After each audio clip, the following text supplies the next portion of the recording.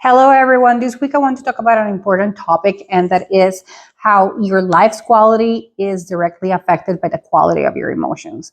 But the thing is, the quality of your emotions is based on the quality of your thoughts. And those thoughts are based on the questions you ask yourself.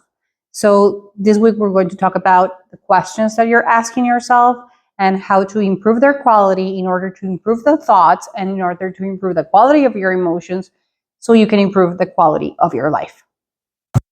The first question we need to ask ourselves is, what does this mean? Because we usually give a meaning to things, even though we don't necessarily verbalize it or actually consciously know the meaning we are given to. This is directly affecting our emotions. So if we change the meaning to something that might change our emotion, this will improve our quality of life. So for example, if the meaning you're giving to going to high school or going into college, and you're saying like, oh no, this is over, I wish I had more time, or I miss those days when I was a kid. And so you're giving a meaning of lacking something, that you're missing out on something, that you are never going to go back to that. But if you change the meaning to, hey, this is an opportunity, like I love the previous years I had, but I love growing up. I love that I'm going to learn more, to be more independent, to have more responsibilities, probably studying something that I am passionate about. So if we change the meaning, we will directly change our emotions. The other question is, what are you paying attention to? Are you paying attention to what you lack or what you have? Are you paying attention to your weaknesses or to your strengths? Are you paying attention to what is worrying you, or are you paying attention to possible solutions? So it depends on how we focus, and attention goes where focus goes. So we need to change that. We need to focus and pay attention to the positive parts, to the solution parts, instead of focusing on the negatives, because that will affect your emotions and that will affect your quality of life. The other question that you need to ask yourself is, will this matter in 5 years? Will this matter even in 1 year? Will this matter in 10 years? So let's give the proper dimension to those things that are worrying you. Because if you focus on something that actually will not matter, not even next week or in a month, why would you like have all your emotions change into negatives?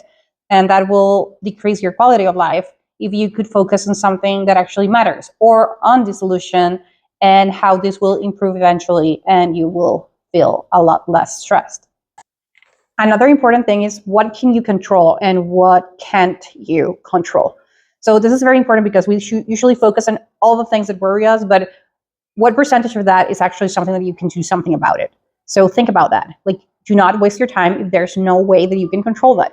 Do not waste your time on worrying on a teacher that, for example, has a personality that you don't like.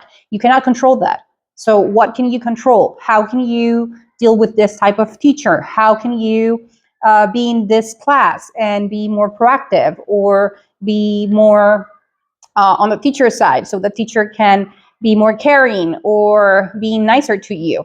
So what can I control that can actually solve the situation, instead of focusing on all the things that I don't like that I cannot control?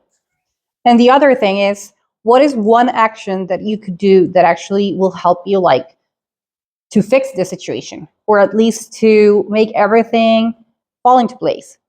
Like, are you having trouble because you're not doing your homework, and you have the principal, you have your parents, you have your teachers, you have everyone on top of you? But if you do just this thing, everything will solve.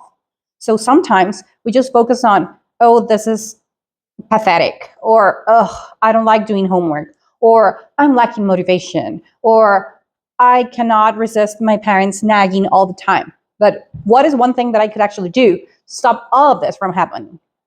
So ask yourself, what is one thing I can do right now? If you're feeling that you're depressed or anxious, what is one thing that I can do, instead of focusing on how depressed or how anxious you are, or how all the things around you are against you, which is not true, by the way. But what can you do to change your mood? What can you do to change your state of being? Because yes, we can change it by moving our bodies, by doing things, by being proactive. So you decide. if you ask the right questions to get better emotions, and that way having a better quality of life.